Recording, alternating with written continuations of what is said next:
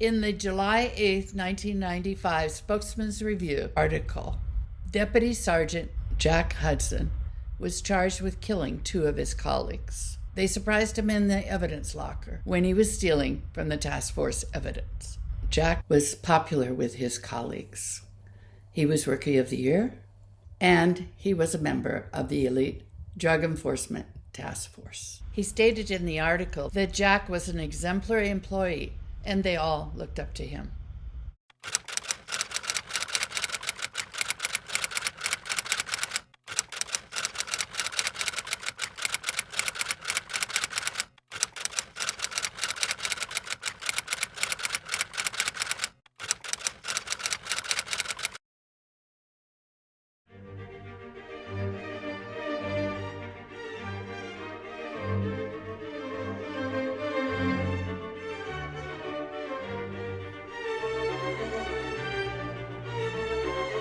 Evil men don't understand justice.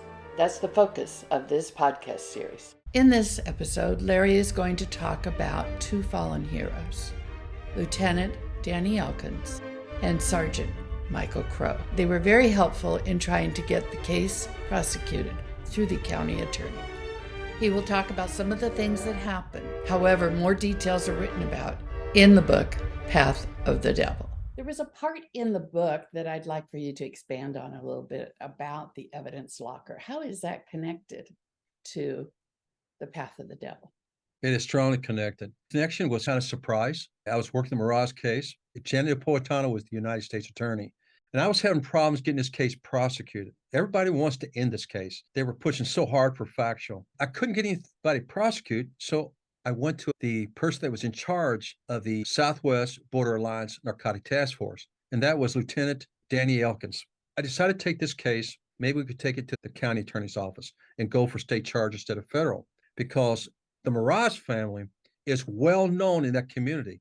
And when Lieutenant Elkins looked at the hard work that I put into the case, and he came back the next day after he reviewed the stuff that I gave him, he said, Larry, you got these guys. I don't understand why they don't prosecute the brothers up in Phoenix, Arizona. Let me go down and talk to the county attorney that runs the narcotic unit. She looked at it and she said, wow, there's a strong connection here, because we've been trying to get these brothers for years and years. We could never do that because of corruption. And Lieutenant Danny Elkins said, we're going to take this case with the county attorney. We're excited and we were ready. A few days later, my boss said, I have a cop from the border of San Luis, Arizona. He's going to be signed to the office. I want you to start working with him and tell him about the Mirage case, because I want you to get ready for the prosecution on the county level, because of Lieutenant Danny Elkins.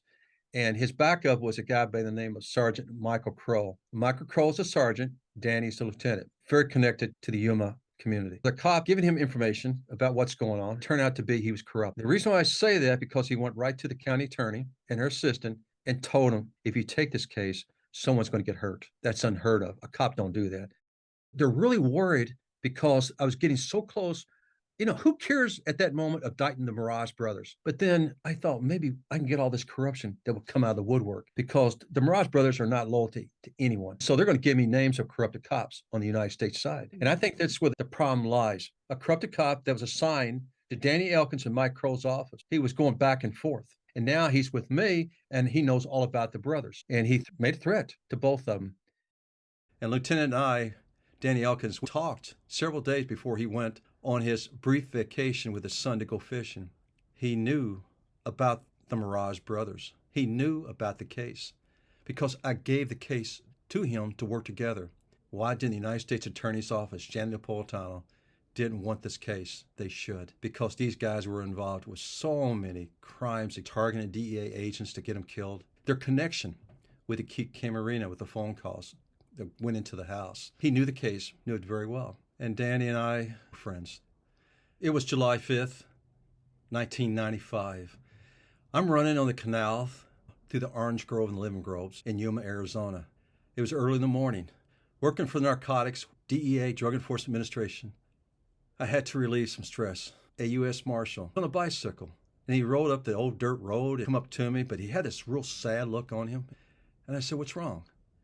He said, Larry, Danny Elkins was killed last night with Mike Crowe. Danny and Mike were killed last night? What happened? I was really thinking they were assassinated by the Mexican cartel. We had another corrupted cop, Jack Hudson. He ended up killing Lieutenant Danny Elkins and Mike Crowe. How can you do that to a lieutenant that was good to him, but he killed both of them? In terms of the evidence locker and the evidence that was there, I assume that part of the connection is that some of the evidence, your case, was also available in that evidence locker. And so they were getting rid of some of that. Actually, we never know because Danny Elkins and the sergeant, Mike Crowe, with a custodian agent, knew they were losing evidence from their evidence vault. Now, DEA had no control to that. So they knew, and they set up a camera, and they seen the person that was going in and out of the evidence vault still in evidence, and that was Jack Hudson. When they confronted Jack Hudson on July 4th, Jack was already inside the office spaces destroying evidence until Lieutenant found him doing that. Thanks for watching. If you like what you saw, click like and subscribe below. And if you're enjoying the stories in these podcasts, click the link below in the description box to get more details. This is the end of this episode of Evil Men Don't Understand Justice. We hope you will join us again next week for more true stories from Larry and Randy. You will also enjoy Larry's other 2 books, Fighting My Greatest Enemy, Myself, and Home is Never the Same. These books can be found at pathofthedevil.com or larryrayharden.com.